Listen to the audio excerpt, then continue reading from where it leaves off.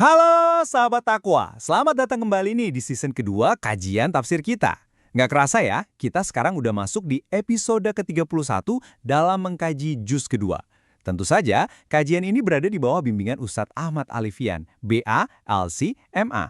Dan sesuai banget sama semangat kita, Takwa Talks with AI, when Takwa Talks to Technology, obrolan ringan menambah ketakwaan.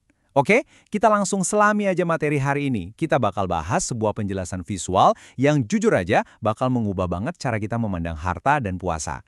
Siap ya? Buat hari ini, agenda kita simple tapi padat. Pertama, kita bahas pembukaan dan munasabah ayat. Kedua, langsung masuk ke tafsir Al-Baqarah ayat 188.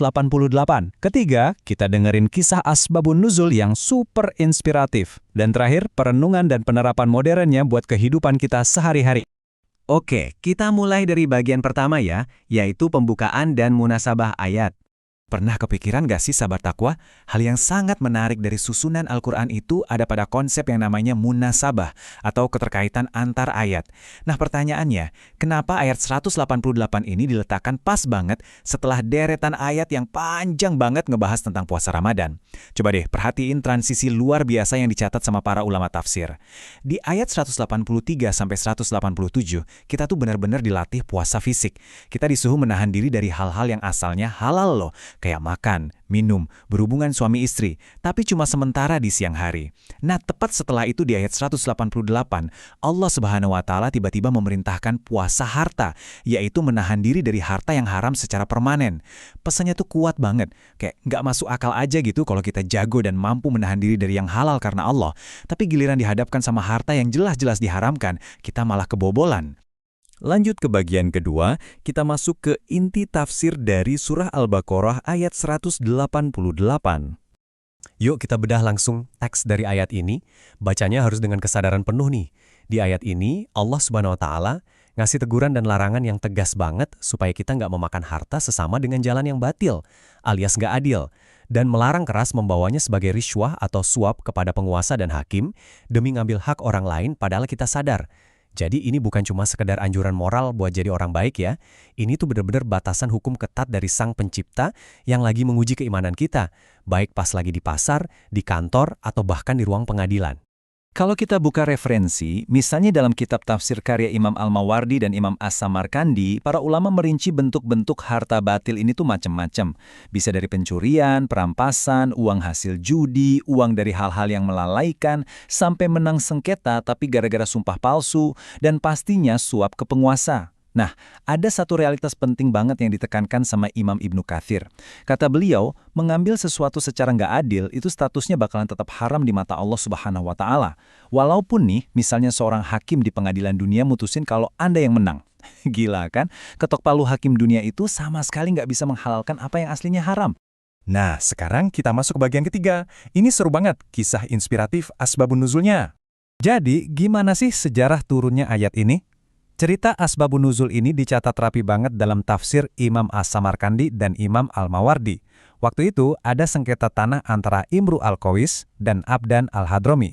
Posisinya, Abdan ini yang nuntut haknya, tapi sayang banget dia nggak punya bukti. Sesuai aturan yang berlaku, pihak tergugat yaitu Imru Al-Qawis akhirnya diminta buat bersumpah. Awalnya nih, Imru Al-Qawis udah niat banget mau bersumpah palsu supaya dia bisa menangin tanah itu. Tapi pas Rasulullah SAW membacakan peringatan dari Allah Subhanahu wa Ta'ala, ketakwaannya seketika langsung menyentuh relung hati yang paling dalam. Dia langsung mundur. Rasa takutnya sama Allah Subhanahu wa Ta'ala ternyata jauh lebih gede daripada sekedar sepetak tanah, dan akhirnya dia pilih buat nyerahin tanah itu kembali. Luar biasa kan? Dan sikap menahan diri yang luar biasa tadi itu nyambung banget sama satu hadis mendalam yang diriwayatkan oleh Ummu Salamah radhiyallahu anha. Rasulullah SAW ngingetin kalau beliau itu kan cuma manusia biasa yang ngasih penilaian berdasarkan apa yang beliau dengar aja. Kalau misalnya ada orang yang pinter banget ngomong, jago berdebat, terus memutarbalikkan fakta sampai akhirnya dia menangin hak saudaranya di pengadilan dunia, ketahuilah, putusan itu hakikatnya cuma lagi ngasih dia sebongkah api neraka. Wah, ini benar-benar peringatan yang bikin merinding. Terakhir, kita masuk ke bagian keempat, perenungan dan penerapan modern dari ayat ini. Penjelasan sejarah tadi emang enak banget, tapi pertanyaannya sekarang, relevansinya buat hiruk-pikuk kehidupan kita hari ini tuh apa? Saya pengen ngajak sahabat takwa sekalian mikir sejenak nih, gimana dengan etika di tempat kerja kita, sistem peradilan, atau praktek bisnis zaman now? Dengan semua kerumitan dokumen, birokrasi, dan celah hukum yang pinter banget disembunyiin, apakah kita benar-benar sadar ada ancaman ayat ke-188 ini setiap kali kita tanda tangan kontrak atau menangin sebuah tender? Coba deh kita bandingin. Kalau zaman dulu kan konteksnya nyuap hakim kabilah atau berani sumpah palsu demi dapetin sepetak tanah. Bentuk modernnya, ini ngeri banget dan sering banget seliweran di sekitar kita. Misalnya, ngasih uang pelicin ke auditor atau birokrat biar izin cepat keluar. Terus ada lagi penipuan korporasi, ngakalin laporan keuangan, atau nyewa pengacara mahal buat nyari celah hukum demi merampas hak kompetitor atau klien. Penyuapan sistemik yang udah dianggap lumrah kayak gini tuh sebenarnya wujud nyata dan mutakhir dari batil dan riswah yang tadi kita bahas, yang diharamkan mutlak sama Allah Subhanahu wa Ta'ala. Jadi, apa kesimpulan yang bisa kita bawa pulang? Jelas banget ya, takwa yang sejati, yang udah capek-capek kita tempah lewat puasa fisik nahan lapar haus di bulan Ramadan, harusnya jadi benteng pertahanan terakhir kita dari mengambil sebongkah api neraka itu. Ketakwaan itulah yang jadi filter utama kita, yang ngerem tangan kita dari nerima uang panas, yang nahan mulut kita dari ngebohang pas jualan atau presentasi bisnis, dan yang mastiin kalau rezeki yang kita bawa pulang buat menafkahi keluarga tercinta di rumah itu benar-benar murni dan halal. Sebagai penutup kajian kali ini, saya pengen ninggalin sahabat takwa semua dengan satu pertanyaan yang lumayan menohok keimanan kita. Akankah kekayaan, jabatan, atau proyek gede yang mati-matian Anda menangin dengan ngehalalin segala cara hari ini, bakalan bersedia Anda peluk sebagai sebongkah api neraka di hari esok?